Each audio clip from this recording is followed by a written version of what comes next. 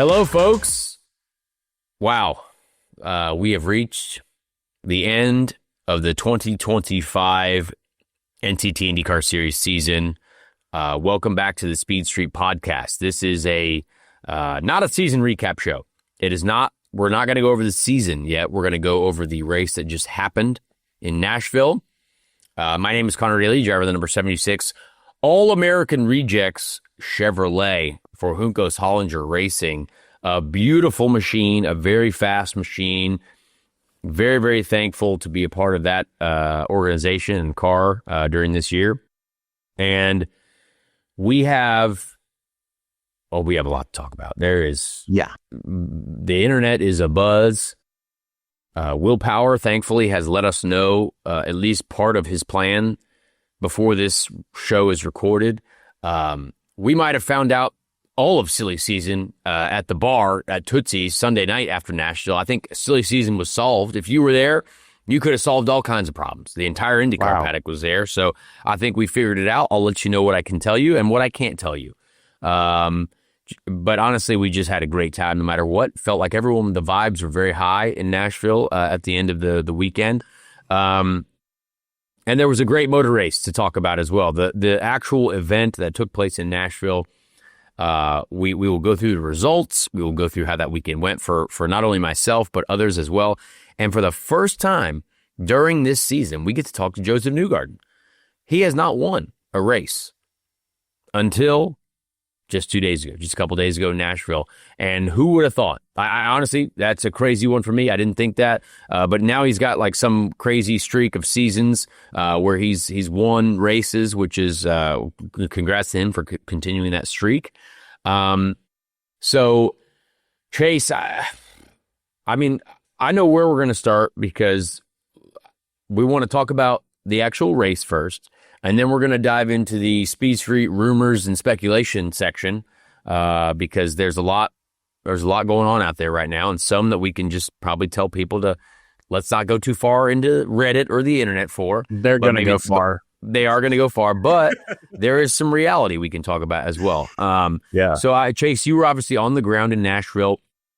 I want to get your thoughts on the race weekend and maybe some any interesting conversations that you had with any race team members or drivers. What did you enjoy most about it?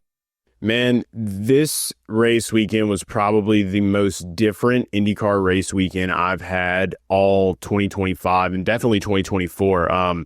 Had a friend of mine that's a NASCAR fan.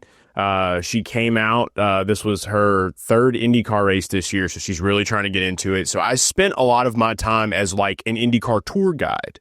So I showed her around the garage. I showed her around, pit road, showed her all the ins and outs, kind of taught her the differences between NASCAR and IndyCar, which was a very different experience for me. Never done something like that before. So typically where I would be, running off and like handing photos to pit crew members and stuff. Did do IndyCar Mustache Championship, by the way. Got to give a shout out to Greg at Penske. About that. He did. He won. So Penske won a championship in 2025. You do have to acknowledge that. So shout out to Greg. So a lot of my experience was really just a lot of fan interaction, talking with a lot of the fans that have been diehard IndyCar fans, some of the new ones that were there as well, just meeting up with a lot of the great people that we see all throughout the season at different races, because everybody kind of gathers in Nashville, So a lot of that happened, and then I got to live out a high school dream of mine at this race weekend. Had nothing to do with the racing, which we will get into because I did rewatch the race, and oh my God, one of the best ones. But I got to meet Waka Flocka Flame, and I found out a lot of people don't know who Waka Flocka Flame is. How is that possible, dude? Because I feel like Waka, maybe there's just a lot of the youth that don't know Waka, but I mean, Waka Flocka Flame. I mean, it's Waka Flocka Flame. There was big Prema racing fan, big fan of the Prema racing team. A lot of videos going around of Waka Flocka and Robert Schwartzman dancing on stage after the Sunday night Prema after party. I did go to. I had VIP at the Prema after party. I rolled up there. That was awesome. So yeah, after I got to meet Waka Flocka, talk with him, I found out how amazing of a dude he is. Talk with your brother. Your brother found out that he actually has multiple degrees. So he is a very educated. Waka Flocka, he got that brain on him. But you have to spit those to say bow, bow, bow, bow, like as much as he does. You gotta have that. But I think that was just our generation, man. I don't know. Like, there's a lot of people that are in their early 30s like us that are just like, they'll geek out. But also a big Pokemon collector as well now. Yes, too. I saw that. So I told him that I have to get you and him. You guys have to meet. We have to get something going there. So he's all down. So definitely got the connection to Waka, which is awesome. And then just so many great fans just coming up to me this weekend. There's been a lot of weirdness on the internet, and I think you and I both can say that. But I had so many people come up to me this weekend just talking about our show, talking about what we do, and they had nothing but just good things to say. And it made me feel great, especially, kind of being a little bit newer now, a couple of years into the IndyCar world, and it's only getting better and it's only getting stronger. So just big shout out to all the listeners of Speed Street, all the IndyCar fans and the new people that are coming here to us. So that was a lot of my at the track experience. That was kind of everything that went down. And yeah, I didn't get to see you much, but Tyson and the boys cut up out there on stage, man. All-American rejects. The car looked great. I got to see you briefly before the race, and I remember telling you afterwards. I was like, I always like it better when Connor starts in the back, because that's when you know that it's gonna rip, dude. So it was fascinating to watch you get to do that, man. Everything kind of fell into place. So just a fantastic weekend, man. Couldn't have been better. No, I'd love to hear it. I agree. I think. Before we even get into the race, I just want to shout out all the folks that came out to support an oval race. I think there's a lot of times where internally in the paddock, we get worried, like, because there's been a couple oval races, towards the end of the Texas lifespan of when we were racing there. It was just, there just wasn't, the crowd was not there, to be honest. And we appreciate those that were there, but when you look at the grandstands, it just wasn't as many people as we would expect, or we would think would want to see our oval racing. So, this year when you look at places like Milwaukee, Nashville, St. Louis, Iowa, we know the struggles there, but we know, I think there's a reason for that. But this was just awesome to see. Seeing even the energy. I got to introduce the All-American Rejects before the race on Sunday. Even the crowd, like, just on the ground there for that concert, were awesome. Just a great energy. And looking at the stands again, now it wasn't sold out, right? Like, it wasn't every seat in the house full, but it's enough to where you're like, hey, we're proud of this one. This is really cool. And the previous year for the Nashville Superspeedway, there were a lot of tickets given away. I don't know if people knew that, but a lot of the tickets were given away because there was a shift from the street race to the oval, and it was kind of a little bit not last second, but a little bit of a later move than normal.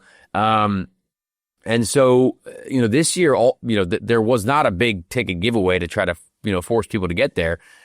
These were all fans that bought tickets to attend a great motor race, and I think we rewarded them for that. So thank you for those that that came out to support us. The paddock was a buzz. The stands were even great on Saturday as well for our practice and qualifying, and for some Indy NXT action as well. So I just wanted to shout out the fans and just thank them for all the support, not only all season but at this race specifically. Let's get into it. So, Nashville race weekend. This race was going to have a little bit of a different aero package than last year. What they do is they remove some of the floor downforce and let us add holes in the rear wings. Not add holes physically, but last year we were limited to a certain hole, like hole 3, whatever it is, hole 4. Now we could run hole 5 with a wicker on it. So a little bit more downforce from the top side, which creates a little bit more drag, which they were hoping would increase the draft. But when you take away downforce from the floor, it certainly changes the balance of the car. And when we got into practice, we realized that it was a struggle for us. We were not where we expected to be, or nor where we wanted to be. And I think this car specifically is so finicky, is so strange in this current era with how heavy it is, that the window for where you need to be for operation is very narrow. and we were just not in it. We were trying to figure some things out. We made a lot of changes, and I appreciate the team for making all the changes. But going into qualifying, I certainly didn't feel like we were going to be in a bad spot. We trimmed out. We got to the downforce level that we wanted. I was not uncomfortable, but not maybe exactly where I needed to be with the balance. And we get to qualifying, and we just missed it. I turned into turn one, and the front never once gripped the track. It was more understeer than I've ever experienced. I'm actually still a little bit confused as to what happened. The temperature had increased, and maybe we needed to add a lot more front wing than we did. But we've seen this time and time again. We've seen plenty of good cars start at the back and just miss it on the oval qualifying side, because you have to just be perfect, or else it's so close that when you're out of the window, I mean, I was out there working my butt off, but as soon as you turn into turn one, I mean, it's never going to change. I turned into turn one and had to lift, and I was like, well, qualifying's over, because you can't recover from that. There's only so many changes inside the car that, unless you're actually getting that front tire to grip with the front wing or whatever it is, there's no way you're going to solve it at that high speed of a track. So when I finished qualifying, I was like, okay, well, we're starting last, starting in the back. And we were essentially last, 25th, but after an engine penalty, 24th. But thankfully we had another session that evening. So we had the afternoon practice session to really hustle into things. And it was a real adventure for us. We got into a ton of different changes. I still wasn't really sure exactly what I needed. It was very hard to find what I needed in the car. It was sending me a lot of different messages, and we couldn't quite get exactly what I needed. And so I really got to thank both the team and my engineer, Adam, for, we sat down for hours, like a long time on that Saturday night, and just thought, look, this race, with where we're at in the off season, me specifically, especially after Portland, and then the massive disappointment that was Milwaukee with what happened to us, and just completely missing on having a great result there. We needed this Nashville race for not only my career, but for just the general hype for us as a team. We needed it to be good, and we discussed a lot of things.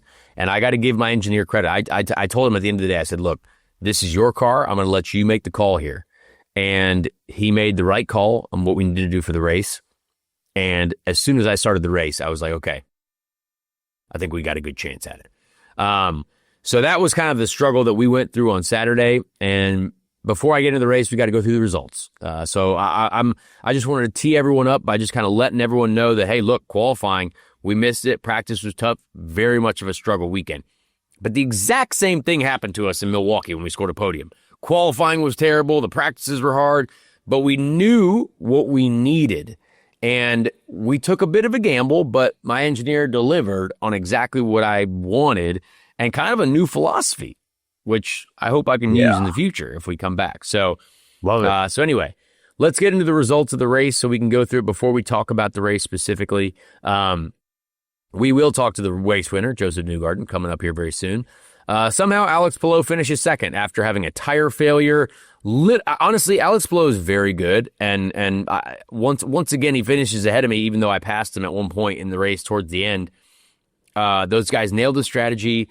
I gotta say though, for someone to have a tire failure like while they're going into the pits and not have it be an issue like Pato O'Ward had where he hit the wall super hard. I got to say, Alex Palou, a little lucky here in this case. Little That's lucky. Supernatural is what it is. Kind of insane that, when I was told on the radio that he had a tire failure and I saw him coming out of the pits on the first stint, I was like, oh, cool. So we don't have to worry about Alex Palou anymore. But he still finishes second. And that is honestly very frustrating to me because I don't think something like that has happened to me in a long time. But again, champion, multiple race winner, almost got another one. But Great racing for him and Pato O'Ward those first 10 laps as well. Super entertaining to watch them just go side by side. It reminded me of me and Pato at St. Louis, just getting after it. IndyCar racing side by side on the ovals. I really, really enjoyed seeing that. Scott McLaughlin third, even after hitting the wall. Scott did cause the last yellow, which I hated seeing. Yeah. We did not need that yellow at all.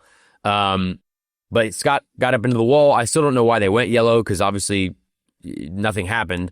He kept going, but that would have been probably a podium for me, maybe, potentially. Kevin Simpson fourth. Honestly, blown away by how this happened. He ran a great race. I mean, again, credit where credit is due. Kiffin went side by side with Scott McLaughlin for like the last 10 laps.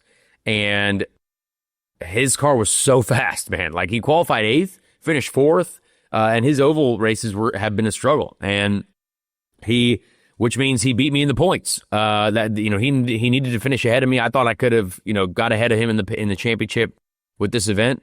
But Kiffin finishes 4th. He ran a smart last stint. And again, I was able to pass him earlier on in the race, and then to see him at the end, I think they called once again a perfect race, and he was in position, and he fought Scott McLaughlin hard, and Scott got him right at the end. But that was very entertaining for me to watch. I didn't have the grip to quite fight with those guys, but impressive. I finished 5th. Top 5 day. When I crossed the line, there was a lap car that was in front of the leaders, and I was like, I can't believe I finished 6th again. Like, I finished 6th in IndyCar all the time. I feel like, not all the time, but a ton of 6th place finishes. But I finished 5th. Kyle Kirkwood was 6th. Felix Rosenquist was 7th. The Battle of the Bands. I won the Battle of the Bands. The fight within the fight. Obviously, Felix Rosenquist was in the Metallica car. I was in the American Rejects car. Shout out American Rejects. Better than Metallica in this case. Santino Ferrucci was 8th. A good finish, I guess, for him. He's had a struggle of the last few races. Callum Ilott was 9th. Callum Ilott, I believe, was the only car that was trimmed out during this race. My team had noticed that he was the only car not running the rear wicker on the rear wing, which is wildly brave, honestly. Very impressive that he finished 8th. 9th, so good for them. Great finish to the season for Callum Ilott, honestly. Really strong. Not at all anywhere where he wanted to be in the points, but really solid finish to the year. Alexander Rossi was 10th. Colton Herta was 11th. Colton Herta was at the front for a while, but got an unsafe release penalty. So that was a tough day for him. Scott Dixon was 12th. Rinus VeeKay was 13th. Robert Schwartzman, honestly, probably one of the more solid days for the Prema racing team on ovals. Marcus Ericsson, 15th. Stingray Robb, 16th. Nolan Siegel, another tough day for Nolan Siegel, 17th. Devlin DeFrancesco, 18th. Marcus Armstrong, 19th. Marcus Armstrong, honestly, he was really impressive to me all race long. I don't know what happened to them at the end. I think it was a strategy or something went wrong. But Marcus Armstrong I went up to his engineer after the race on Sunday night. I was like, hey, I was proud of your driver's high lane usage. He was trying to basically take all my tips and tricks and just run it up there. So he's definitely learning his way on the ovals. Louis Foster was 20th. Obviously, he had to come in together with David Malukas, which we'll talk about. Will Power, 21st. Tough day for his final day at Team Penske. Graham Rahal, 22nd. Jacob Abel. Pato O'Ward after his tire failure. Really hard hit for him. That was brutal. Christian Lundgaard, I don't know what happened to him, but it happened right in front of me because all of a sudden he just started slowing down. David Malukas, really tough accident. He got airlifted out of the track, which I didn't know until the end. That was wild. Glad to hear. I sent him a text to try to ask if he's okay, and it looks like he's doing all right. And Christian Rasmussen was last. He had a turn 1 accident. So, turn 1 crash for Christian Rasmussen. We start there, right? We start there. That was lap 1. Lap 1. I wanted to say that there was a lot of people watching that, especially on the broadcast. Like, at that time, I was in the media center watching some, and I saw where it was just very packed up back there. You were up on the high side. He comes here. There was a brief moment where, I'm not gonna lie, I was about to unravel because I was like, dear God, if he gets caught up in this, because you were so close, dude. So how did you see that all that happen right in front of you? Like, how did you feel kind of getting out of that, or did you have any moment where you felt like you were maybe about to be a part of the aggression train? Honestly, I had zero idea. Had no idea what was happening because I was so high up on the track that I didn't really know. My spotter just said top of 4, and I was like, all right, well, that's fine. I mean, I had run up there in lane 4 during the high lane session, and it's actually had quite a lot of grip. If you look at it, my start, I could have gone to the bottom, which is exactly where Christian Rasmussen went. But I know that's not where I want to go. Like, I'm happy to give up like one spot because Rasmussen started behind me. And so he went to the bottom on the start. I'm like, okay, I'll give that up because I was able to gain like 4 on exit, 4 or 5 spots on exit. Right. Like I'm committed to the high lane. Because I know no one is going to go as high as me. No one will. And even though they were 3 wide, I'm going 4. Like, I don't care. There's track there. And I didn't even know that it was him that spun because when we came around, his car had actually slid down, I think, or the safety truck was blocking it. I had no idea who crashed. I wasn't told who crashed. I was just worried about where they were going to slot me because I had passed like 3 more cars and it went yellow. And I was like, they're probably going to give like two of these back. And they did. Sadly, 2 of the cars that had already passed, they had given those positions back to those drivers. But yeah, I was going up there no matter what. And he literally just got loose. Like he could have easily collected me, which would have been awful. But he tried to do something that just wasn't there. I was going where there was no one. So where he was, there was still a lane of cars in front of him. And where he crossed up like that, the air gets so dirty when you try to go from low to high and you're in the middle of the pack. The only reason I shouldn't give away any of my secrets, but everyone knows. No. I mean, everyone knows now. Like, the only reason I go that high is because the air is clean and I can pin the nose.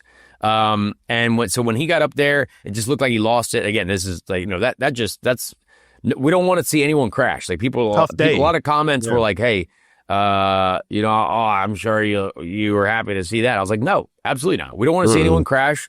This is not a game of like, we're happy to see anyone else fail. Absolutely not. That's a shame. We don't like to see anyone in the wall. But mistakes happen for everyone. So, we hate to see that, but it did give me another chance at a restart. So, basically just went from there. Had another good restart, kept slicing by some people. I did think our car could be better though. Like at the first stint, I was pretty maxed out on my tools going one way and I needed the car to turn, needed it to turn better. I had settled in behind Marcus Ericsson. And Ericsson, I could tell he was dropping back from the pack in front of us. So I was really worried because I started on the primary tire. There's only 2 cars that started on the red tire because the red tire was not going to last. We knew that the red tire was not going to be a full stint tire. And so the tire that you wanted to be on was the primary tire. Now we saw at that first caution, you were able to see the 2 cars that started on reds immediately pit and go to another set of reds, at least in Alexander Rossi's case, I was told, because they wanted to be able to run primaries the rest of the way. Now it didn't work out for those 2, but that would have been their goal because there was only 2 cars starting on reds. They're like, oh yeah, heck yeah, we got a lap 1 yellow. We can figure this out. We're going to be on a great strategy. Our whole goal at the beginning of the race was to be a little bit different and save a set of reds for a final like short stint to just maybe be on the attack. And is that a gamble? Absolutely. Because as the race went on, the primary tire was awesome. Like I love the primary tire. I could make it last full stint, no degradation, just really enjoying it. But I knew that we needed to be a little bit better. And every pit stop, we were working on it.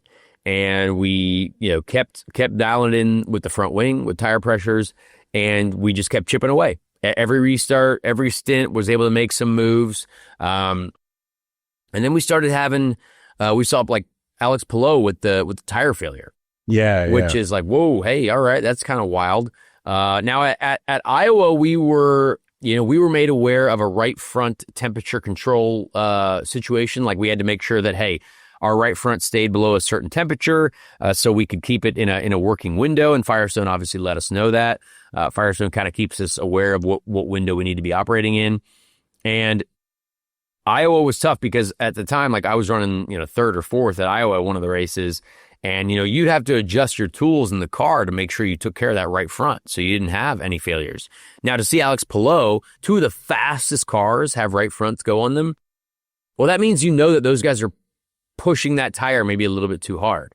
And at the end of the day, I don't believe that's Firestone's fault at all, because they give us the exact idea of where we need to run these tires and like what's too much. Now again, how many times do we see tire failures in NASCAR? This happens all the time, like literally every weekend. And we're lucky with Firestone that we do not have these happen, but sometimes that's part of racing, right? We're pushing everything hard. We're thankful that everyone's okay, obviously. But when I saw Alex Palou had a tire failure and nothing happened to him. Like he's just basically just pitted and came out and like he still finished his second. Man, he knew it. I mean, talk about if that would happen to me, we would have gone 3 laps down, probably would have caught on fire or something like that. It's crazy. Well, that's what they were saying. It speaks so much to just like where he is mentally, and it's like he really is one with the car at this point. Because when you're, I don't even think that had to be one with the car. That just needed to be one with the lucky, one with the lucky gods. maybe so, and maybe that's all that it was. But I will say, like when you're watching the replay, like you can see where it's like you don't see the tire like going away just yet, but you see him slowing down, and then he just drives in, and by the time that camera gets right around, you see how busted it is. And they said that was a cut. So I know that they said they had a cut on that tire, and then they talked about a failure on Pato's. But I'm kind of like you. It's just like when you're pushing that hard, like you can call it a failure if you want to technically, but at the same time, it's like I always go back to like Kyle Larson at Pocono and how much he digs, and then he lost it, and then Alex Bowman won that race. That was like a few years ago. But it's when you're hitting like that, it's gonna happen, and you just don't see it a lot in IndyCar, I guess. So I understand where like Pato's frustration was at. But when they said it was just he had a cut, I was just like, I don't know about that. He just was very good at finding a way to get there before the damage got too bad. So cut tires can happen too. We obviously don't see that very often in IndyCar. That happened to me in Milwaukee. We had a tire that got cut down in practice. But yeah, the paddle one was definitely a failure. Obviously, we saw that in the onboard video. But when you see that on track, you're like, whoa, all right. The leader crash? That's crazy. Yeah. I mean, that never happens in IndyCar, I feel like. Not very often. So it kind of gave us an idea of like, okay, we got to keep an eye on our tires. I only had one stint where I had to really manage the right front temperature. But it was just one of those races that I felt like was coming to us with not much difficulty. A lot of people all year long have been like, why do you guys what happens? You fade at the end. I'm like, I don't think you people understand how difficult this sport is. And if you have a certain balance in the car and strategies don't work out and certain things, like, of course you will fall back at the end because you're not in the exact position that you want to be in. This race, we were going forward the whole time. Now, the last restart, I was one of only 2 cars that were on reds that had already been pushed to the max on outlap. Like when I went out on that final set of reds, I was flat out for like 6 laps in a row. And I was running 4th, and I was catching the leaders at 0.3 of a second a lap. I mean, we were flying. So I was beating the crap out of those reds. And when they cooled down on that final restart, you're like, well, we're in trouble because the primary tires were much, much better at lasting long. But it was still a race where we did not fade. Every stint we were getting better. Every stint we had no deg, and that's thanks to what the team did for me with the car. And so it is entirely possible to get there. And we had a great day all day long. Obviously, the biggest mover was really cool. There was a lot of side-by-side racing, a lot of good racing, a lot of craziness. People are catching on to what I'm doing. I will say that. Yeah. There are a lot of cars that I'm sure their spotters are feeding them. When I'm behind them, they're like, never even turn in. Stay in lane 3, stay in lane 2. And it completely blocks all of my momentum. So I definitely noticed that at the start. Marcus Armstrong was really good at taking my line.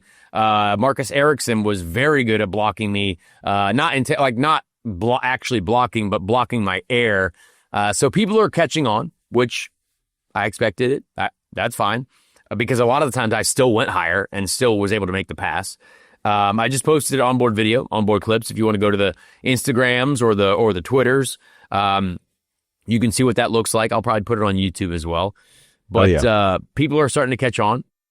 But also, what I saw at the end too was Scott McLaughlin and Kevin Simpson side by side the whole day long. And not the whole day, but side by side 10 laps in a row for the podium spot. That's a good What day. else do you want to see in an IndyCar race? You know what I mean? I mean, that's awesome.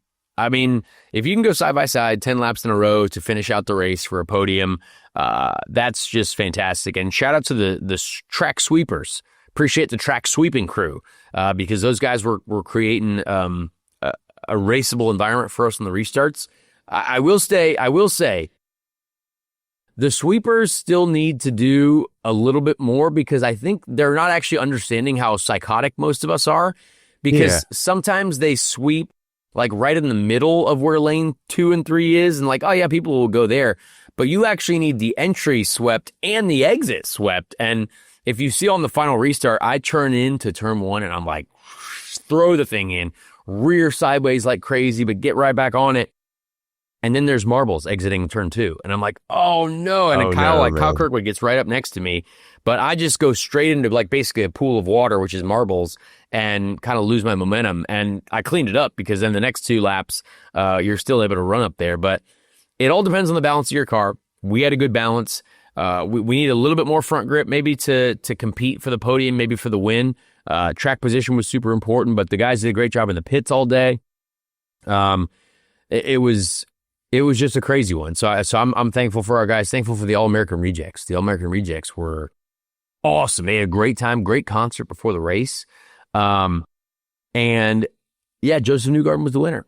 What a way to finish out the season. We thought, oh, Joseph, like something's going to happen to Joseph. He's had bad luck all year long. It's been crazy.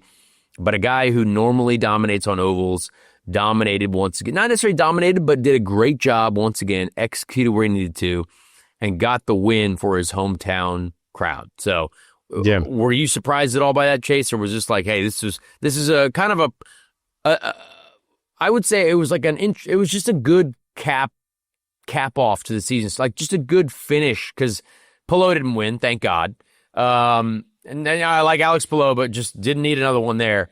But it was another winner that hadn't won in a little while. And you're like, okay, cool. Like this is good. It's the ultimate overcoming of adversity. I feel like it was honestly like other than you winning this race, just as a friend, obviously going to say that, but like to see Joseph do it in Nashville before the race started, I kind of had this feeling. I was like, okay, after Milwaukee, after he got on the podium in Iowa, I was like, Penske's obviously like learning a little bit, or they're figuring something out here. Like there's definitely some mentality shift.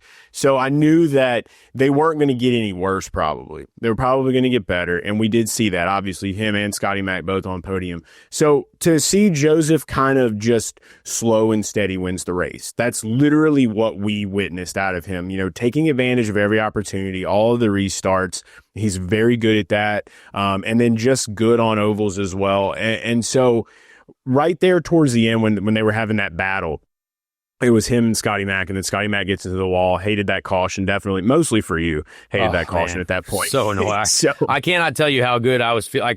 Like to explain that a little bit, we knew we had to take a set of reds at the end. So when I'm running fourth or fifth, I think behind Armstrong and the Penskes, Palou was behind me at that point.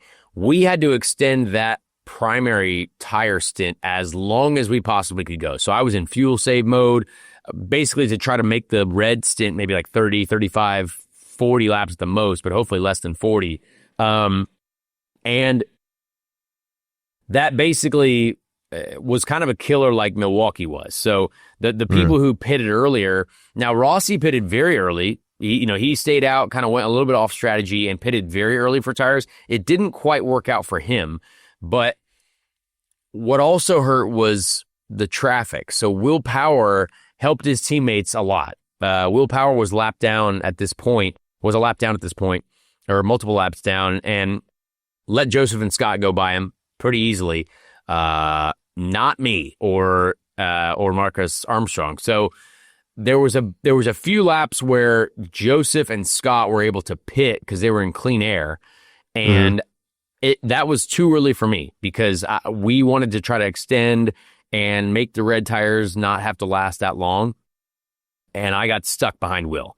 Now, Will eventually did. Now, we took the lead eventually, so Will had to let me by at that point, and I appreciate the fact that he did. But it was definitely some good craftsmanship, some good teamwork from the Team Penske organization there for a little bit to kind of hold us back. But Palou was able to do a big undercut. Like Palou, he saw what was happening with us getting caught in traffic, and he boxed, and he didn't have to run red, so that they could have boxed whenever they wanted. I was kind of stuck in my own world, and I had to run it as long as possible. And sadly, we had a bit of a miscommunication as well, because I was catching my teammate Stingray, and Stingray pitted the exact same lap as me. So I lost a little bit of time coming in.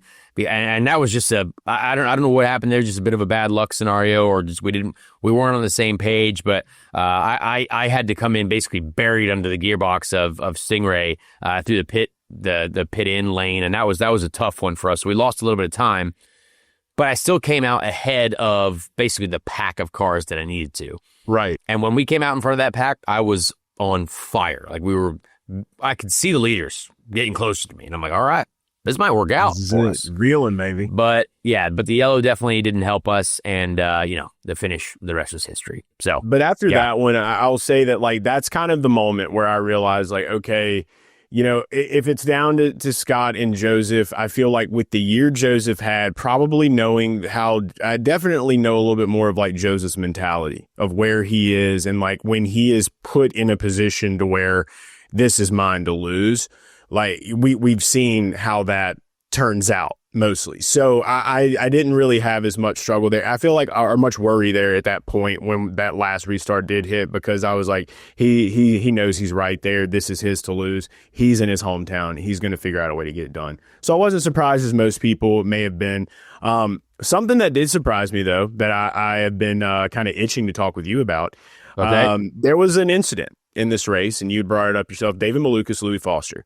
Watching that from my perspective, and I definitely, I feel like, we'll hear a little bit of your stuff when we have the interview with Josef, but just to just get a full view of where your head's at on it. For me, when I saw that, I look at it this way. Louis is a rookie.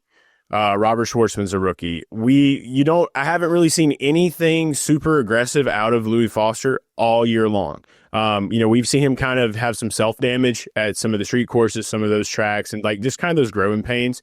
When I saw him coming up on David, I want to view that as just, these are rookie mistakes. These are things that he's got to figure out. And maybe his spotter didn't communicate something to him. Maybe he didn't know that he was there. Not really sure. And I haven't really heard any of the communication. But to intentionally, like there was a lot of people that were saying, oh, it was intentional. I don't think it was intentional. And I don't know if it was intentional. But it just seems more like maybe I tend to give a little bit more grace to some of the younger guys with their aggression, with the growing pains, with them trying to figure out their style. And we all know in time, as you guys get older, you learn ways to do things. You learn respect. The respect is given and taken. And I feel like that's just a growth thing. So when he did that, it definitely put David in a spot where he's like, oh shit, I got to get up here now. And then he just loses the car. I don't think that it was like a double retaliation. No, yeah. David got hit. He wasn't going to spin. Like he got hit by Louis' car. So from him being down there trying to stay in that groove that he was in. So one thing that I wanted to know is like, I know the yellow line rule, obviously. Could that have just been him trying to protect Louis from going down there? Is that Louis just trying to protect himself from making that kind of mistake, but then not realizing what was happening up here when he was coming down, trying not to go below that yellow line? I'm wondering if that's just in Louis' mind. He's just like more worried about that than worried about what's going to happen on the other side of the car. Well, Louis wants to block the inside because at that point in the race, the marbles would be a bit aggressive on the high line. So, everyone, once you're late in the stint or later on in the stints, you're going to be defensive of the low line. And Louis blocked aggressively. But what happened was I believe he got the blocking penalty because he also came back up towards David, entering the corner. And honestly, I saw that incident very similar to the Portland version, like my Portland accident with Christian Rasmussen, because this is like an oval version of it. But, Malukas had almost fully. I had actually I saw the onboard video, so I had fully cleared Rasmussen by the time he hits me, and David had not fully cleared Louis. So I understand Louis. Potentially staying in there. It's very much, in my opinion, that's on Louis because, again, we talk about this with Josef Newgarden. You win some battles, you lose some battles. You win some corners, you lose some corners. David Malukas is one of the fastest cars on the track. If you saw David Malukas, that guy's flying. Louis Foster was not flying all weekend long. So I don't really understand the point of Louis doing that because it's only going to result in a crash. David, of course, is going to try to pass him because David needs to, keep going. And, I'm still in the same. It's almost a similar program to what happened to me in Portland. I think you can be like, oh well, Christian's going to stay in there no matter what. And okay, well, Louis just did the same thing and sent a guy to the hospital. You know what I mean? So that I believe, he was penalized for blocking. Which I believe is due. Like that's acceptable. But yeah, I mean, on an oval, it's obviously a little bit different than a road course. We talked to Joseph about this too. If you still have a nose on a car, it is brave of you on the outside. I mean, on the outside, when you're trying to close off a car like that to stay out of the marbles, technically on an oval, if you're there and to try to understand both sides. Was Louis there? Yeah, maybe. But I don't see the point because of the differences in where they were in the race, where they were pace-wise. Yeah, that's what doesn't add up. There are just some battles that aren't necessary. And David got airlifted out of the track. Like, that's crazy. Like, that's a hard hit. I was nervous for him, man. Yeah. Nervous. That's a hard hit. But again, as we've mentioned, that's what our standards are right now. Just hit or be hit. And when you take that to an oval, I don't believe that's a good thing. And I hope that there's a conversation during the offseason for whoever the drivers are in the NTT IndyCar Series next year, that like, hey, guys, we can't be sending dudes to the hospital. As simple as that. Like, 100%. There's got to be more respect. And there will still always be situations like that, though. You're going to have racing where there is going to be accidents because someone didn't quite just there was just the equal decision making. Some better decision making could have been made. But right, David is always going to go for that pass on an oval. You're always going to do that because if it's slower traffic and you have the run like that, I mean, you expect it too. You're always going to let you go by. Right? Not really. No, no one's supposed to let anyone by. But it's a game of momentum. It's the same thing that happened to me in Portland. Like, I'm going a ton faster than this. I'm fully going by him, and you're either going to wreck, or that's it, or nothing else. So, and that was another example of just wrecking because that was a very unnecessary accident in my opinion. Yeah, and it's what creates the thought process from fans too of like, is there something there? Like, is there something like, is there beef between those two guys? Like, what is that? That's how these rumors and these stories are created, is because of moments like that. So that's why I just wanted to bring up, like, trying to see both sides of this, trying to understand, because I did talk to some people that were fully like, oh, completely egregious. I get that move was pretty bold by Louis. I will not lie about that. Because we all know this is not, this isn't NASCAR. You don't have your fenders on. If you hit the wall, it's a little bit more of a danger, especially on an oval. So I think we know that. Yeah, huge. So I just wanted to see like getting your side of it from the driver perspective, and just to kind of clear the air on some of this stuff. And I haven't heard anything from Louis or him come out and say anything. I know he won Rookie of the Year. That was a big topic on the broadcast. Yeah. So Rookie of the Year. So yeah, and again, Louis been fine to race against, and David Malukas is great to race against. I think those two. I still am. I look at that and I'm like, dang, like what? That didn't really seem necessary. Like I don't know. But again, these things will happen in racing. I mean, racing is not easy. It's not brutal. You're never gonna get out of it on the right side. But yeah, let's get into we spent a lot of time talking about this race, and it was a great race, and I'm really thankful. We got the biggest mover. Shout out Jostens. I got 3 hats and no trophies, but you got 2 of those this year now, don't you? Yeah, we got 2 this year. And yeah, I still think they got to figure out a way to if you're going to give out a trophy like that, you got to let the driver keep it. I still didn't keep it, so let's maybe figure that out next year. IndyCar, if we're going to give out trophies, let's let them take it home, because sometimes that's a cool little thing for us. Maybe it's a cool thing for future things to look at in memory. I got the Indy 500 one made. I had to buy it myself, because I was like, you know what, I'm going to take the biggest mover at the Indy 500 2020. Like, it's sitting up behind me. You would think that you're I got it made myself, because I was like, yeah, I want to get that one. That's cool. We're exposing big trophy right now. That's trophy. What's happening. Yeah.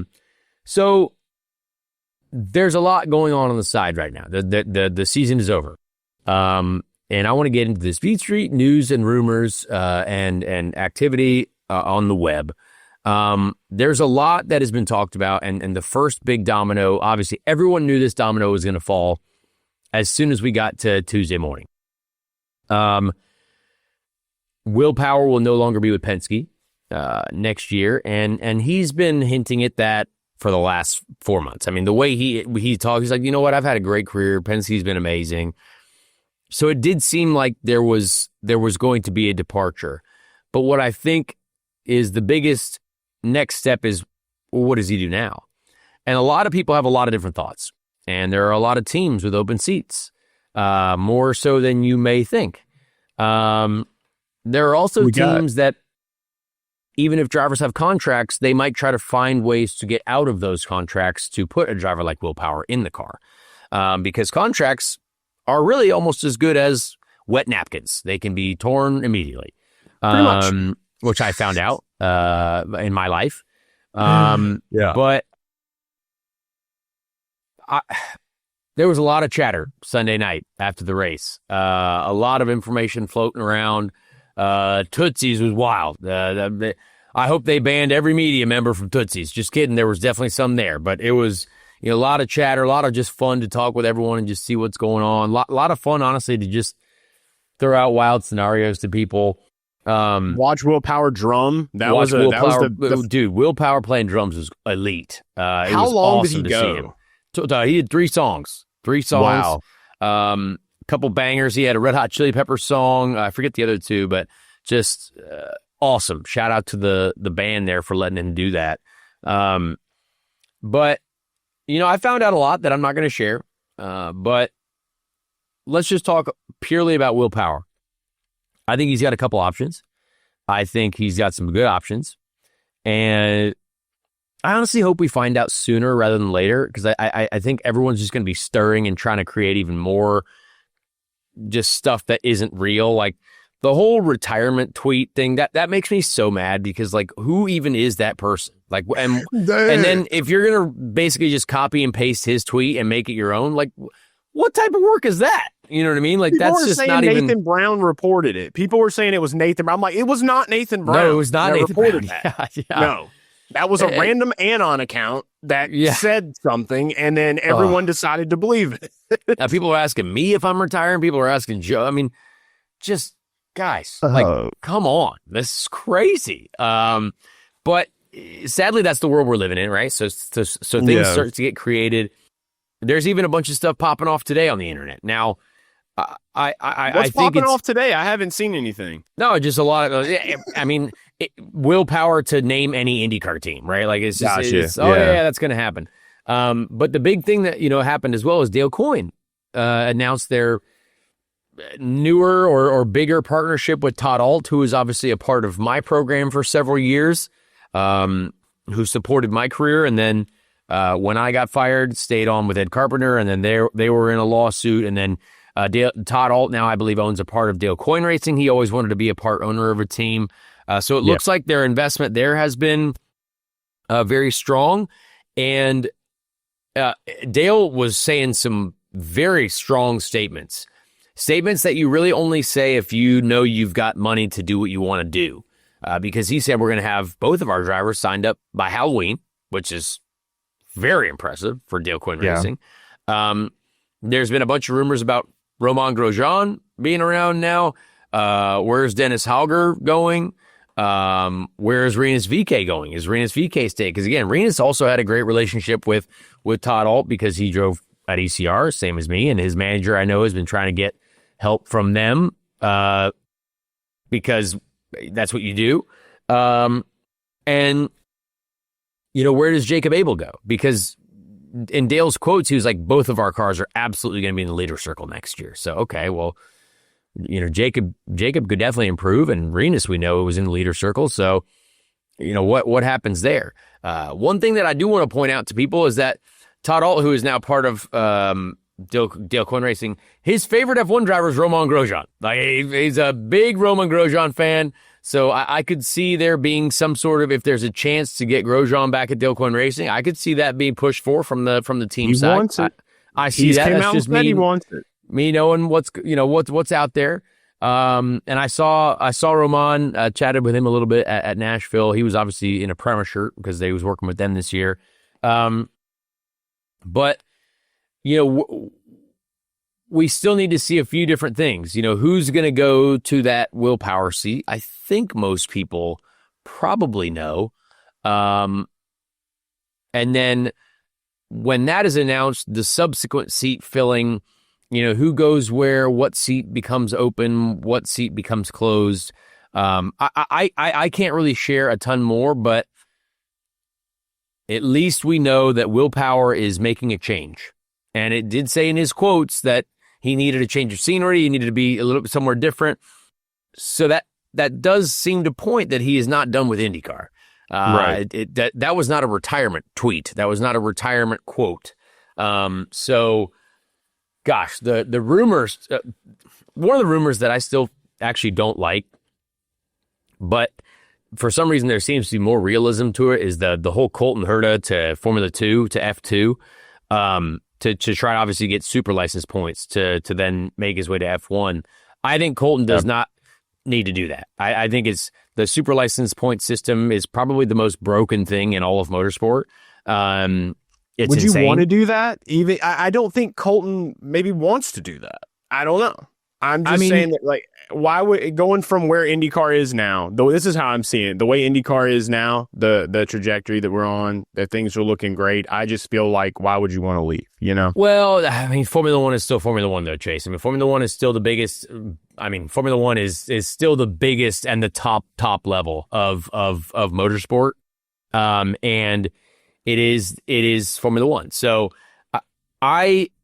and Colton, if for some reason this ends up happening, Colton is still young enough to where you have to do it now or you're never going to do it. You know what I mean? Like Colton is a 26, 27, like he's never going to do that later on in life.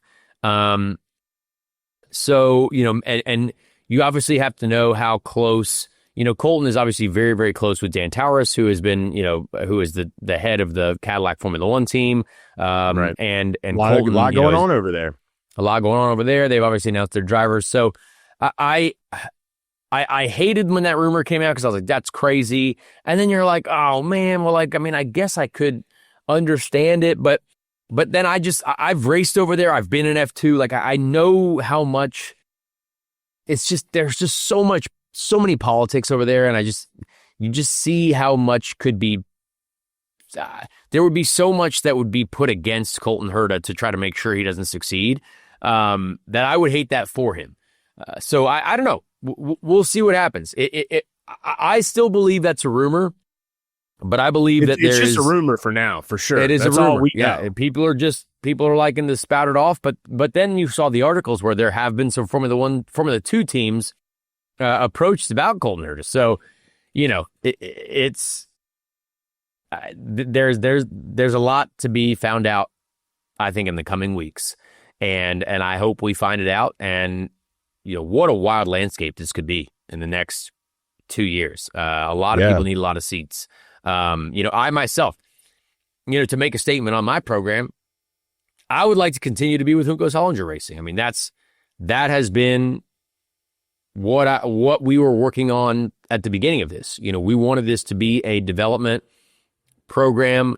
We are in year one of so much. We have done we have really not been able to do any development during the season on our damper program or anything yet because our technical director Dave Brown, very smart guy. He's got his feet wet now in IndyCar. He's been doing a great job. Now he has an off season that he can start working on all the things that I believe that we can be better at. A lot of year one folks, a lot of early just situations that can develop. So, that would be nice to come back. And as Josef mentions, I did not know this, but I think I've scored more points this year than any other Hugo Hollinger driver ever. So that's good. Made history. I'm gonna research that real quick just to make sure. Jeopardy music play in your brain. Yeah, we're gonna research that. So Grosjean had 260 points last year, which was he was their best finishing driver in the championship, and this year I had drum roll 268 points. So I had more. There you go, dude. So highest points accumulated by a driver for that team. I feel pretty good about that in year one with the group. We had obviously some. We'll recap the year on next episode because I think there's a lot to talk about via that. But I would love to be back with this team. I would love to be back in the NTT IndyCar Series. Obviously, I feel like I'm driving better than ever. I feel like there's been a lot of great moments this year. So we'll see. But what else was on the rumor mill? I think we can go ahead and put to bed. Phoenix was on the rumor mill. Hang on, Phoenix. There was a lot of rumors about Phoenix being on the schedule, and that doesn't sound like a rumor though. That sounds pretty serious. I mean, they're talking about NASCAR weekend with IndyCar, which I could easily see. We need more ovals. Well. There it is. I do like that idea because I believe, I think it's probably a low likelihood that Iowa remains on the schedule, so they got to find an oval to replace at least that if that happens. I think we can make Phoenix work. I raced at Phoenix in my rookie year, my first 2 years of IndyCar, when we were just flat out with a ton of downforce. And it wasn't the greatest race, but I think it could be fun. I like watching NASCAR races there. I think it would be really cool. But that would be a wild weekend if that happens. I think tomorrow, sadly, we don't get to report on this yet, but tomorrow there's an announcement in Canada that has to do with, I believe, the Toronto race or something going on in Canada and Markham, Ontario, which is where they will announce something to do with the Toronto event or something to do with the a motor racing event, they said. Obviously, Green Savory is a part of it who promotes the Toronto IndyCar race. So we'll obviously see what happens there. I wish we could tell you that, but it's Tuesday, so I can't tell you that yet because I don't know what it is. But I'm excited to stay tuned. Next week we are going to basically do a season recap. We're going to go through our power rankings again. We're going to see how our power rankings have changed. I think that'll be a lot of fun to go through the power rankings, go through the championship, and kind of last year I did some like crazy stats about drivers, each driver's best finish during the year. I'm going to do that again. We're going to get deep into the stats, each driver's best finish, each driver's season ending results, best qualifying stat, best race finish, and kind of go from there. But yeah, there's been, there's just, this is a really tough time of year. So if you're thinking about putting out some weird speculative rumor that might affect someone's job, maybe hold back until you see like real news about it. Because there's just so much that can affect our lives like day to day that it's unnecessary stress. If it's not real, like you don't need to fire it out there just because you want to get a viral tweet. Like it's frustrating. So I hope that we see real news as basically as soon as possible, and it will be very interesting as we go. But yeah, what do you think, Chase? Do you think we should get to our interview with Josef Newgarden? Yeah, let's do it. This is it's been a long time coming, literally an entire season. So yes, it's time. Yes, it has. All right. Well, with that, we will get to our race winner, first time this season, Josef Newgarden. Well, folks, we finally have another winner to interview in the NTT IndyCar Series. It's been, the last few weeks have been a wild few weeks, and this is honestly crazy that it's taken us the entire season to interview this person named Josef Newgarden, because it's been a tough year, Josef, and you finished it off on top And honestly, this makes it seem like Josef back to normal. We're going to be worried for the next 6 races of the 2026 season because you're going to just continue winning throughout everything. How does it feel to be back on your game, back on everything that's been Josef Newgarden while you're a Team Penske driver? It was a nice result to finish off the year with, obviously. Same for you, Connor. You got a great weekend at the very end there. I thought you ran a great race. I think it's nice to, I can't get around it. It's nice to go into the off season with a good final race where nothing catastrophic happened, and you felt like you sort of maximized the day. I felt like we did that. It was an interesting race. It was not an easy one. The whole weekend wasn't easy. We were sort of up and down, and really got things where we needed to at the very end. I would just say more so right in the middle of the race, and then we were positioned where we needed to at the end, and we were able to close the deal, which is always really, really satisfying. So, yeah, that's about it. The only way I can put it. It's just it is good to end the year on a solid note. Man, when you look back at this year, it's been something. And we got people booing when they say your name at driver intros, which I thought I would never hear. Honestly, Josef used to be the guy in they're mooing. They're mooing. Oh, they're mooing. Yeah, okay. That's what we talked to my kid about this at Indy. It's cow country. It's cow country in Indiana. Milk. And you're a big milk guy. They're mooing in the audience. Moo. That's what we call it. Love cows. Man, I love cows. I'm a big milk guy, so I'm all about it. 2-time Indy 500 champ, no big deal. But honestly, like I as someone who we kind of we grew up together, and I saw your progression in IndyCar. I used to be the guy out in the stands, interviewing fans. People didn't know who Josef was. Just this nice young fella, and fan favorite, right? But this year has been crazy. And what has that been like for you emotionally? Because honestly, a lot of the stuff that's happened truly has been completely out of your control. Whether it's been on the track, off the track, it's completely doesn't have to do with you as a human or a person. It's just been like, oh man, like Josef got spun in Portland, running at front. You're like, okay, like this stuff has been bananas. When you look back at it emotionally, what has this year been like for you internally? It's been a bizarre year. I really don't know how to describe it, to be honest with you. I just saw you yesterday. You were at my house here, and even if we were talking about it yesterday, I don't really know how I don't know how I would describe it to anybody. It's just a very bizarre year, and everybody's got those at some point. So I've had to work hard on just focusing on what is in my control. I think that's all we can do as humans. You when there's a lot that's coming against you and weighing you down, you've just got to continue to focus on what you can control and what you can handle. And we've really tried to do that. I think the team's done an excellent job at that more than anything. It's one thing for an individual or a driver to have to focus on that, but it's even more difficult for a team. You get an entire unit, a collection of people. It's hard to keep moving forward as a team when there's so much adversity going on. And I think our team has really worked through it as best as possible.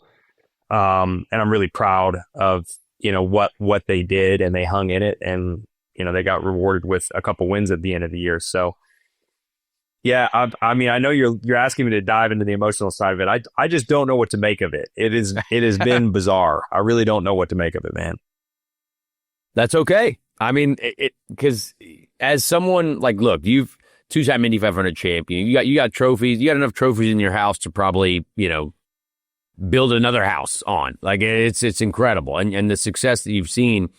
But to then watch the whole team, your team in general, kind of have a battle throughout the year. Not just you, right? Scott, Will. Will obviously got a race win, but there were some times where he struggled as well this year.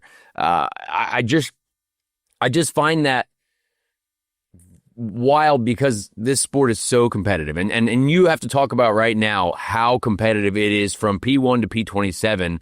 And if you're having just a bit of an off day, or if the development path of inside the team has gone slightly awry, even for the best of the best, it can still be difficult in this sport that we're in currently. Yeah, it's really hard to win right now. I think obviously Alex had a tremendous season, one for the books. And so I say that because you can also just get it right. I feel like we've been lucky enough to be in that position a couple times where, felt like we were in position to do really great things every weekend. And so you can get it there, but you can also be on the other end of it or in the middle of it where you're not off by much, or you're just missing a small piece. And next thing you know, you're scraping to just be in the top 10. And I think that just speaks to the competitive environment right now. Like it is so tough. I mean, we've been talking about this for 10, 15 years in IndyCar, certainly our generation, right? Where it's like, this is the best racing product on the planet. I still believe that. And it's only getting more competitive every single year. So it's a hard game at the moment, and you've got to be perfect. And, I don't think anyone knows what's going to happen next year. I like it. I think people are going to just assume, well, Alex is probably going to continue his domination, et cetera. But it's so hard to predict year to year the way this thing moves around. It doesn't take much, to move the pieces across the board. So, yeah, I mean, we're working really hard right now to be a better version of ourselves in 26. At the end of the day, the results weren't where we wanted them to be, not what we're used to seeing at Team Penske. And so we're just, we're not going to make excuses for it. We're just going to, double down and, continue to work hard to be better next year. I mean, that's really all you can do. All right, I'm going to let Chase jump in here.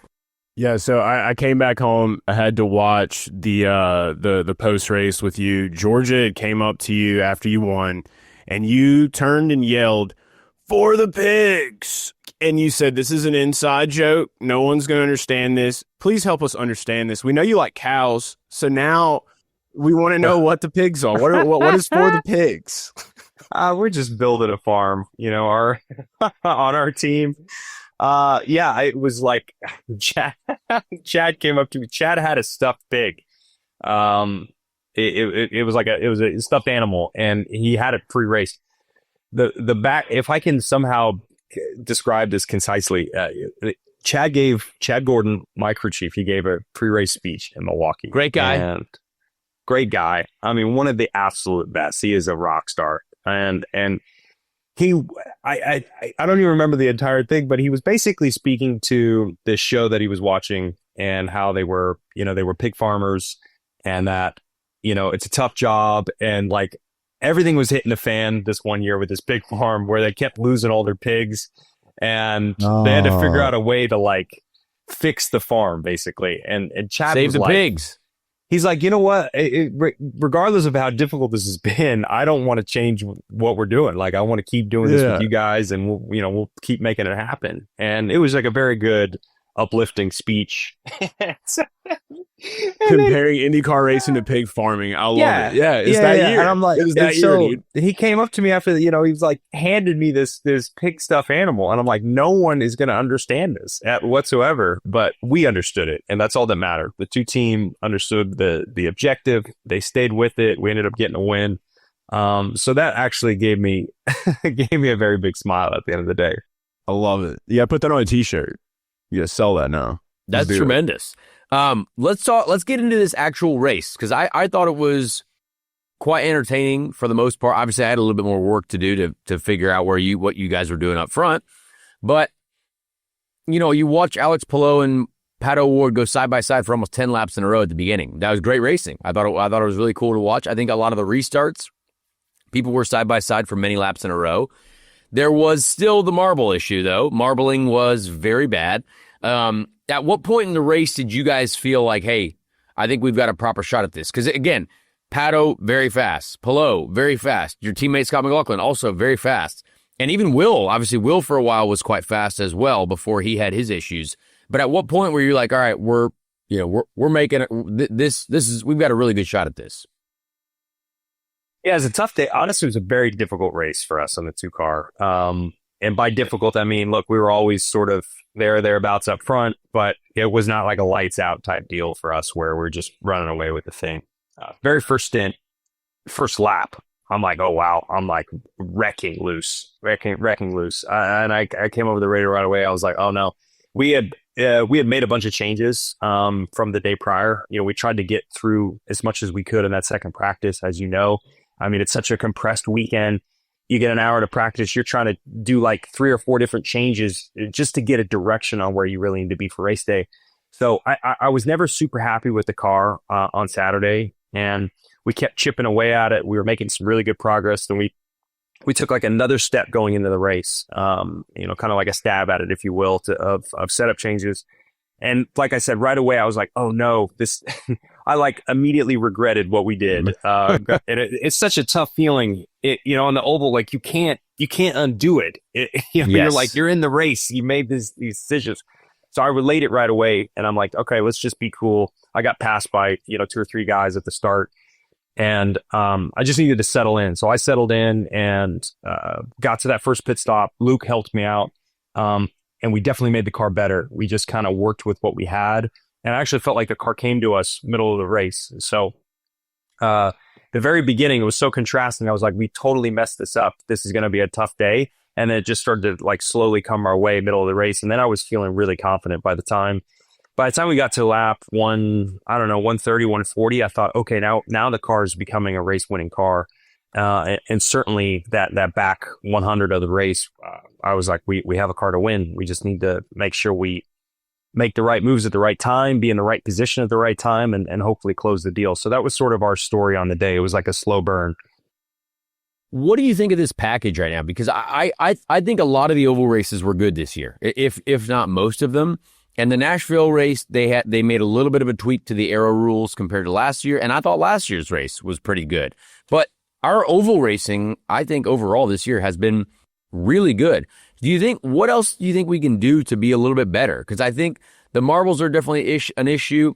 The red tires certainly present an interesting strategy addition to the race, but what do you think about the red tires being on an oval race, first of all? And then what else can we do to maybe even make it better, do you think? Yeah, I'd agree with you. I think our oval racing was really good this year. I think most people leaving this season are going to say we need way more oval races. Yep, absolutely. I love Nashville Super Speedway. I actually think... Yeah, me too. I think I thought right from last year, I'm like, man, this was a really good race. It's fun to drive. Marbles are always something we're going to fight, just tire debris, if you will, right? But we've made like tremendous strides on that. I think certainly the thing that's helped a lot, and maybe the most, is Will Power, to speak of him, his suggestion that we run a specific highline session.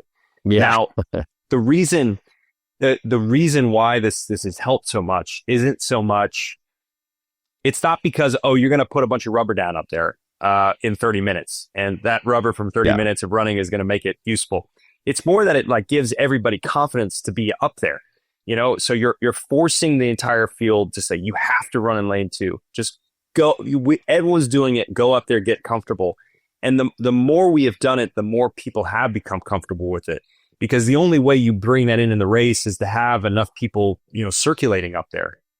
Now, I will also say, I in the race condition, you have to have the downforce package just right to create those conditions. And that's not in my opinion, that is not the same everywhere. What works at a Gateway is not the same for Iowa, is not the same for Nashville Super Speedway. It's like an inexact science. And the tough thing with that is you need a test session. And most of the times when you need a test session, you need a race weekend test session. So you know exactly how people are going to run this in race conditions. You can't just bring 4 cars there to figure it out. So I say all that because it's hard to produce these good races, but we've just slowly created more confidence for people to run in the second lane. And whenever we get people to run in the second lane at a racetrack like Nashville Super Speedway or Iowa or Gateway, we create a really good race. That's like the only ingredient that really matters, in my opinion.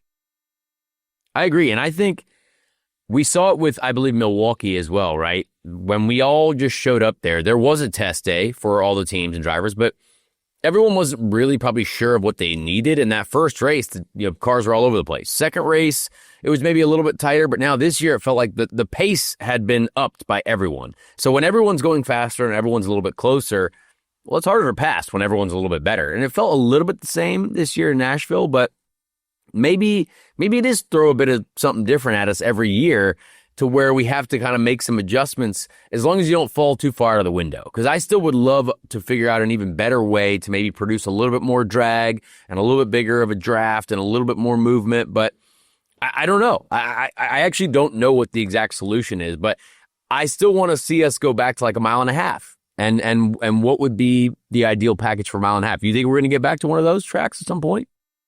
I don't know, but I would love to run at one. I don't know if I ever have. I drove it a mile and a half. Isn't Texas a mile and a half? Yeah, I guess Texas. Sure. It's not what I think of. I think of a place like Kentucky or like a Vegas. Is Miami a mile and a half? No, that's 2. I believe that's 2. No, was it 1, I've 2, raced 5? at Homestead. Is it? I'm going to Google it right now. We don't even know. We're big racetrack guys. Averages.com.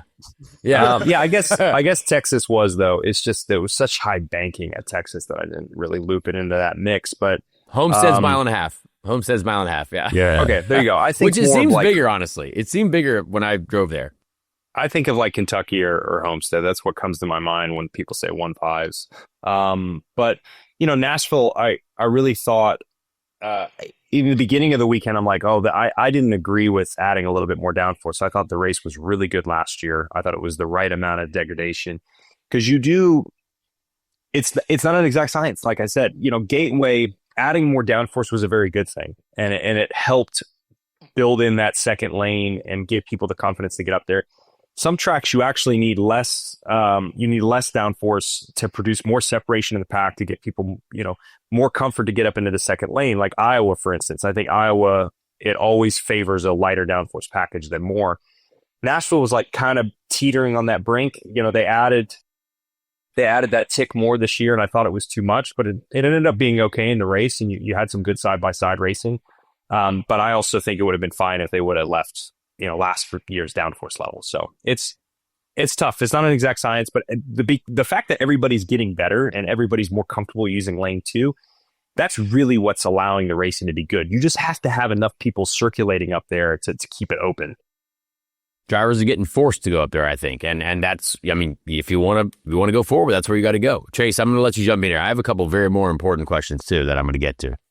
Yeah, one thing I want to talk about is obviously there was big news that dropped out today. Your teammate for a very long time, Will Power, is now not with Penske anymore. And, I definitely wanted to get your thoughts on that. And also wanted to ask you, what is maybe one of your best memories with him throughout your career that you may have never told anybody about before?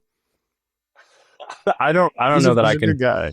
I don't know that I can say on here. I didn't think so. He's a wild boy. I love Will. Absolutely love Will Power. He's really not that much older. I mean, I guess he's 10 years older than me. But when I was when we were growing up, we used to watch Champ Car back in the day. Like, I loved Will Power. He was just always an incredible driver to watch. So it's been like a true pleasure to be his teammate. I'm sad that he's not going to be back next year. Extremely sad. Like if it was up to me, he wouldn't be going anywhere. And that's just because I enjoy him so much as a teammate. We work well together. He's just as fast as he's ever been. I can tell you that. I get to witness him every weekend. He's not lost any speed. And he's a heck of a character. Like people that don't know Will, he's so unique. And there's so much to him that people don't understand. Like he's a very sweet human being. He's one of the sweetest people I know in the world. Like, got a tremendous heart, very empathetic, very emotional. He's very fiery. Like he want to punch your head off at one point, but then hug you 30 minutes later. So there's this dichotomy with him. He's so strange, and that's what I love about him. Like he's like the Ozzy Osbourne of racing. That's what I compare him to. He's just such a strange individual, but in the best way. I say that in a loving way. He's hilarious. Like, he loves comedy more than anything else, and he has a very not unique, but he has a fun sense of humor that not everybody gets, and that a lot of us in the team did. So I say all this because it's been so much fun to be his teammate. He's got to be, I almost want to say he's been my favorite teammate ever to work with and to be able to interact with. So, look, I know he's not going anywhere. He's going to probably, in my opinion, when I say he's not going anywhere, I just don't think he's done. Like, I think you're going to see a lot more from him. He should. He's just as quick. He shouldn't be stopping. I'm just sad that it's not going to be, right next to me like he has been the last 8-9 years. Yeah, we're going to talk about it in this show. Obviously, a lot of silly season activities. And in the quote today, Will say he needed a change of scenery or some sort of change. So I do believe will be back in IndyCar, and it's going to be very interesting to see where. Speaking of rumors, though, Joseph, are you retiring? I got a lot of people that asked me if Josef Newgarden was retiring. There was some Twitter account that literally no one follows, and then all of a sudden everyone saw a tweet saying someone was retiring, but everyone believes everything on the internet because no one. Maybe we're all lazy now, and we're like, that might be real. I don't know. But anyway, can you confirm or deny you are retiring or not? I will say this. I am going to retire at some point in my life. Okay. Yes, I'm going to do that. At some point, Josef Newgarden will retire. I don't know when that is. I can't tell you right now when that's going to be. I hope so. It's not in the next 6 to 8 months. Is that correct? Some bizarre stuff. I hope not. It's not. You're not going to be forced into. Yeah. Okay. Good. I didn't think so either, but you know what? I got some questions asking, so we had to clarify that. Speaking of all this wildness, though, now again, we don't want to get anyone in trouble with quotes or anything like that, but the silly season usually starts ramping up at about mid-Ohio, and it seemed like nothing was happening. Everyone was quiet, and the last 2 weeks, I mean, you could have seen a Twitter account saying that a pack of wild dinosaurs was going to drive in IndyCar next year, and I would have been like, you know what? Maybe I could see it happening. Like some of the craziest stuff has been said. Some of the wildest things have been coming to light. But what do you see the IndyCar field looking like next year? Do you think there will be several changes that are going to be very interesting to pay attention to? Yeah, I do. I mean, I didn't really follow this stuff, to be honest with you. Smart. But I think there's going to be I think there's going to be a lot of shakeup. I think there's been a lot of shakeup the last couple of years just because of it's hard for me to say specifically.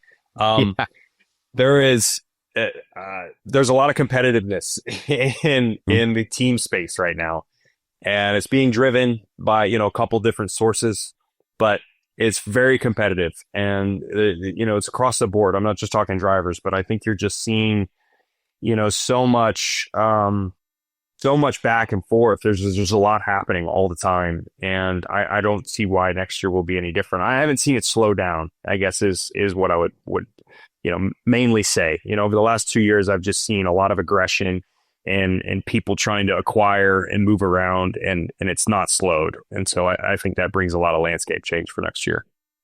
All right, I've got one more question after this, but Chase, I'm going to let you get in one more as well. Yeah, my final question is nothing to do with racing, more to do with Joseph the man. Had a fan question that came out this weekend. You obviously got your first win in Nashville. Nashville is known for a lot of things, mainly hot chicken. Where is Josef Newgarden going to eat hot chicken at on a regular basis in Nashville? I mean, I'm a pretty simple guy. I like Hattie B's. It's very known. It's not like a hard place to find. You can get it on 5th and Broadway and get it. Sounds great right now. Closer to 12th South where I'm at. It's very easy to DoorDash to my house. So I'm a Hattie B's guy. I think a lot of people like Prince's here. Both of these are located in the Nashville airport now. You can get either Prince's Hot Chicken or Hattie B's. What? Try them out. Taste wise, I actually really like Hattie B's. I think it's the best. Hattie B's is what I've had. I will second that. So it's good stuff. There's one thing that I want to get to that I think I've asked a couple drivers recently on the show, and that is like our standard of driving currently. I would say there's been some questions, and even at Nashville, I thought that there was a couple questionable moments, including the one that obviously sent David Malukas in a helicopter to the hospital. Some of the driving standards, I would say, have decreased in some areas, and it's not the IndyCar racing that I necessarily grew up watching. But what do you think, Joe? Do you think there needs to be a bit tighter of a clamp down on some of the way things are handled on track and some of the respect that is given to one another on the track? I mean, definitely. I sort of remove myself from it at this point. I let people do what they want to do. I'm not I can't influence it is what I've learned, but it has changed dramatically from what it was, 10 or 15 years ago. I just think the paddock has changed. The way I saw the paddock 10, 15 years ago, there was a little bit more respect that was, just in the atmosphere everywhere. Yes.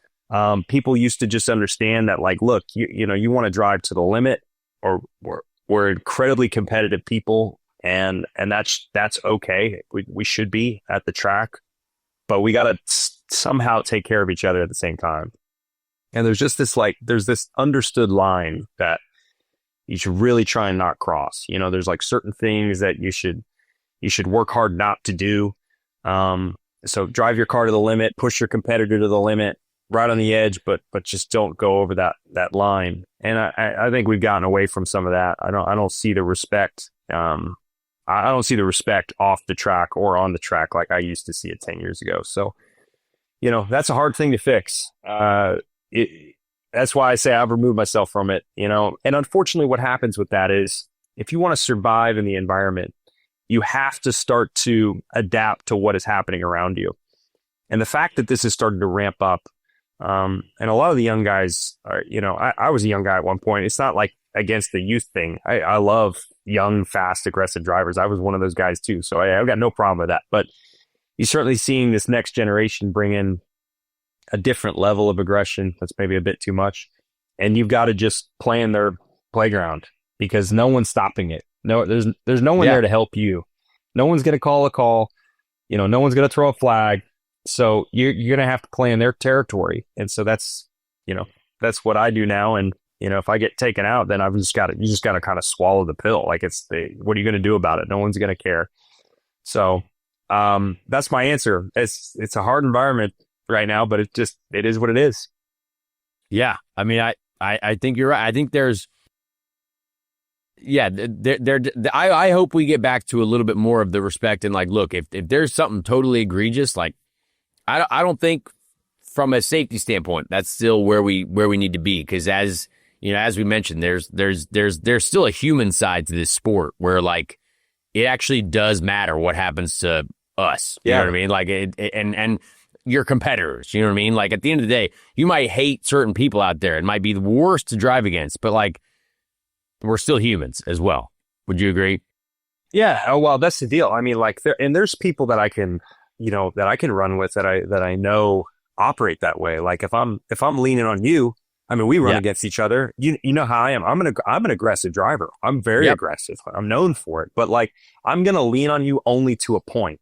We might even rub heading down the straightaway. It's okay. But there's just certain points where, you back out of something, because it's like, it's gotten to a limit and you have position and that's what it is. And with some of these other individuals, it's like, you don't know what they're going to do. And a lot of times it's happening in situations that are, like unacceptable in my opinion. It's like, if you're a lap down, you don't race like it's the last lap of the Indy 500. You just don't do that. Like that's common sense. I don't care what your team's barking at you on your radio. You just don't race like that. And there's no one there to police that. You should just know better. And like I said, if I was running with you, or I was running like next to like a Colt herder or something like that, I can run as aggressive as I want to, but know where the line is. But there's other individuals where you gotta operate very differently. And to your point, I mean, it matters on an oval. I think people are becoming a little too numb to it. They've not had a big hit. They don't know what can go drastically wrong. It can go drastically wrong, even with this aero screen. I mean, it can go so bad, so quick, and people are they're like oblivious to it nowadays. It's kind of crazy. Yeah, we're going to talk a little bit about it in this show, and this will have already happened before people listen to this conversation. But the Malukas and Foster incident, for like prime example for me, is like, look, some battles are just won and lost. Like that's one of those things where you could be like, well, Foster was still there, but it's like the momentum that David has, like that pass is gonna be made. You know what I mean? And I know, maybe we're gonna try to run them up in the marbles, but there's just some battles that can be won and some that just maybe not necessarily need to end up in a massive accident. You know what I mean? That stuff like that, I feel like is kind of a prime example of like, whew, yikes. Anyway, I agree. I won't ask you to name names because we don't want to stir any more of the pot. The pot stirring is done for the year. We're done stirring pots. It's boiling. But honestly, man, what a victory. What a way to close out in front of your hometown. You went right up into the stands again, and I don't know where you were going, honestly. For a while, I watched that video. I'm like, where's he going? Like, was he going to the hot dog stand? I don't know what was going on there. But you found your way. Was there someone you were going to go find, or what was going on up there? Well, I took a seat at one point. I sat next to a Plo fan. Okay. And or Alex Kaplow, as your son says. Alex Kaplow. Alex Kaplow. Yeah. We need Alex to Kaplow. Yeah. But I was talking to him. I was like, hey, I tried to beat your guy, but I just, it wasn't a very good year. And then I chatted with it was either a Kyle Larson or Pato O'Ward fan. He was a McLaren fan. I told him he needed to change his jersey. And he seemed to agree with that. He was going to change his jersey after that. I've always wanted to just run to the top of the stairs or the stands. And I've somehow just never do it. In Nashville would have been good. I know you're athletic. That would take so long. Fox would be like, and there's Joseph at section 114 now. Oh, and he's got about that would take so long. No, I'd get there fast. I would get there real fast. It has to happen now. Guy. Like, I'm going to remind you every time I see you in 2026, like when you win, I'm like, get to the top all the way. Let's go. Honestly, Nashville was like the perfect one to do it. Indy, they get nuts. There's so much energy at Indy that like as soon as you get to the crowd, it just gets kind of like insane.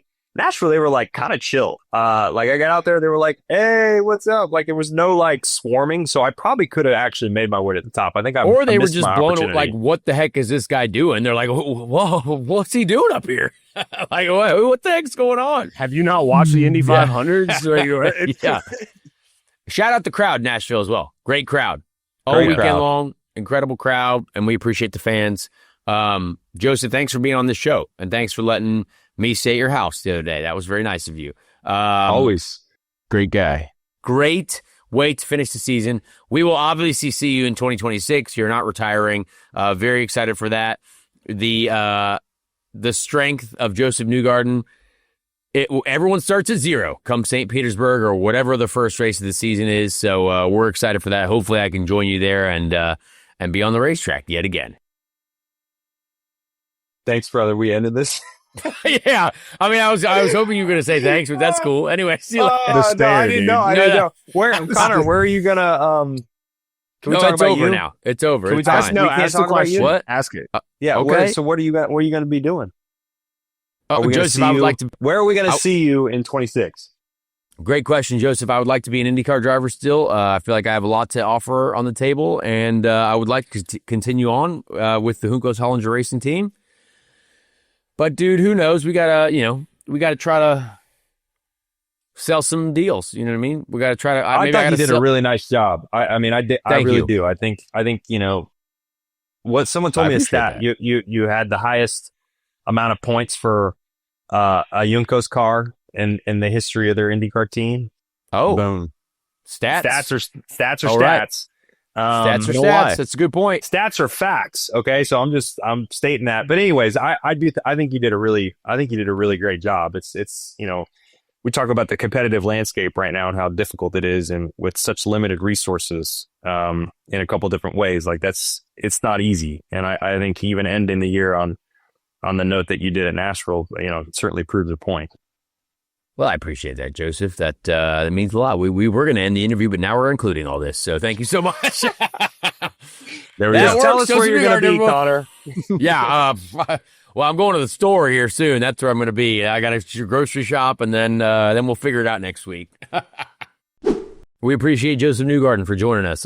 Great to hang with Josef this weekend. Spent a little bit of time at his house. Did a charity event for Josef. He's was raising a lot of money for folks the week of the Nashville race. So doing great things there. While we were interviewing Josef and while you guys were listening to Josef Newgarden tell you about how he won a race, that there was more silly season news, and you just got through our silly season segment, but things happen as soon as they do via the internet. But Rinus VeeKay is departing Dale Coyne Racing. So Rinus VeeKay will not be with Dale Coyne Racing in the future, which means that there is, that statement was released obviously by his management. So there's clearly, a play there that they're working on. They had an offer in front of them from Dale, but again, Rinus was paid well by Ed Carpenter Racing, and the Dale Coyne Racing situation, I think, was very much like hey, show up to drive so you can be there. You know what I mean? And drivers deserve to get paid. I'm not gonna lie, especially drivers who are, as successful as obviously Rinus is, and maybe it wasn't a good enough offer for what he believes he deserves. And I think Rinus, again, is one of the most talented drivers I think out there right now. And he got to work with Michael Cannon this year. Mike's a couple of really, really smart guys over at Dale Coyne Racing, but he wants to be, at the next level. Wants to be at at an even higher level. And I am very curious to see how it plays out. But there are going to be some open seats. Obviously, there's an open seat at Penske. I think we know who's going to go there, but then there might be another open seat at obviously where the certain driver of the number 4 car, David Malukas. Maybe that seat's going to be open. So I think Rinus, if anything, the most coveted seat in sports is going to be that David Malukas seat. If he so chooses to leave, which I think that's obviously going to happen, as far as the internet has said. So, I can't fault Foyt for talking, to Rinus about being there. Yeah. I even had a conversation with Larry, obviously at one point, cause I've known Larry and have, they were, really kind of trying to see what's out there on the field. And yeah, I think it would be hard to see another driver other than Rinus there, because I think Rinus would be very good there. I don't know if they need money though. So maybe Todd Alt's going to not only own Dale Coyne Racing, part of Dale Coyne Racing, but also put money behind Rinus. It seems like that might be the case, because that's just, maybe he's their guy now. So that's entirely possible. But we do have another domino that has fallen. So Rinus VeeKay is now unemployed, but I believe he will be employed at some point. And to be honest, I've seen Rinus VeeKay's manager. He's been in our trailer, JHR, a bunch. He's all over the place. He's out there doing work, which I guess is what you have to do. My manager's been out there trying to do work as well. So I think Rinus's manager has been aggressively getting out there and trying to get Rinus to other places and just been, pounding the pavement, as they say. So who knows? Rinus could be coming for my seat. He could be coming for the Foyt seat. He could be, maybe he goes to Penske. Maybe all of a sudden, last second move, Rinus VeeKay into Penske. Who knows? I don't know. That'd be a wild one. Connor. That'd be a wild one. I've always said he's a deserving driver. I think he could go to Penske. Fantastic driver. Look what he did this year with Dale Coyne. Nobody thought he was going to be able to accomplish what he accomplished with that program. So it literally could go anywhere, man. Yeah, let's do a quick points check on did Rinus beat both of the ECR cars in the championship? No, he did not. He finished right in between them. Darn it. Christian Rasmussen got Rinus VeeKay, but Rinus VeeKay did beat Alex Rossi, which is the car, one of the cars from ECR. So what a championship finish. I'm sure Rinus was a little sad that he couldn't beat Rasmussen in the championship, but it was very close, but about 8 points difference.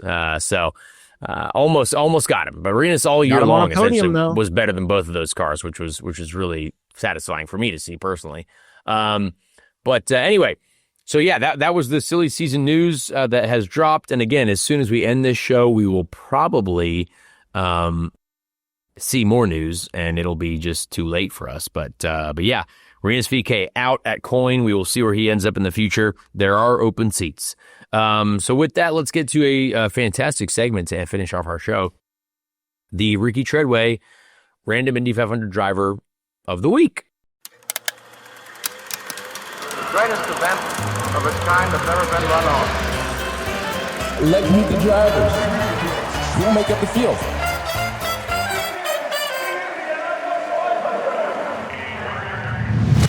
This week, we went all the way back to a year we've only used once, and we found what a story. We went to the 1933 Indianapolis 500, the 1933 Indianapolis 500, which was, of course, won by Louis Meyer. A lot of drivers to choose from. We went with the 26th place finisher. The 26th place finisher was Lester Spangler. We found out, this is a wild story, guys, wild story. Lester Spangler, American racing driver, he was raced with great success at Los Angeles' Legion Ascot Speedway. Spangler and his riding mechanic died in the 1933 Indy 500. That's crazy. So this was his only Indy 500, and he got killed in this race. So R.I.P. Lester and his riding mechanic. Looks like Monk Jordan was his name. That's wild. It was Monk Jordan. Spangler. Now this is Wikipedia.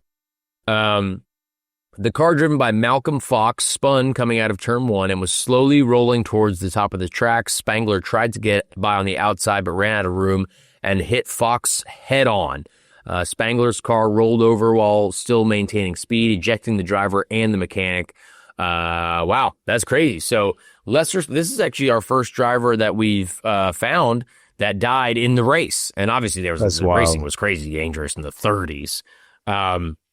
But R.I.P. Lester Spangler, 27 years of age. That's all we got out of him.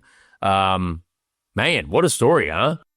I got some extra tidbits from IndyMotorSpeedway.com. Apparently, he first raced in 1929 on the Roby track in Chicago, and he had watched 5 Indy 500 races before this race. So he had just watched 5 races and then got to do that race, and then that's the race took his life. That's a story of a diehard race car driver right there. Yeah, there you go. That's he wanted crazy, it, he got it, and crazy how it ended up. Lester Spangler, we have learned about you. I'm sure wherever you are in the spirit realm, heaven, maybe you're up there thinking, well, hang on a second, I'm on a podcast in the year 2025. That's crazy. Handsome Lester guy. Spangler, handsome fella. All right, folks. Well, next week's going to be a great show as well, because we're going to go through the season. We're going to start getting into what went on, how it went down, and what happens next. I'm sure there will be news to talk about this whole week. Keep your eyes peeled.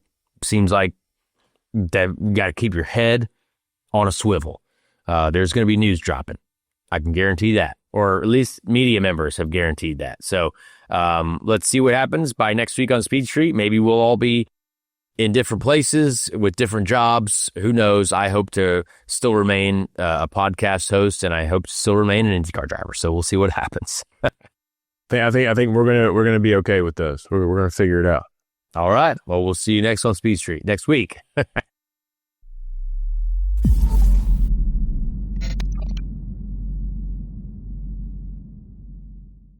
Hey everyone, Connor Daly here. Please leave a like on this video if you did enjoy it, and also subscribe to the channel as well. That would be very helpful. Be a friend, tell a friend. Thank you so much for the support, and we'll see you on the next episode of Speed Street.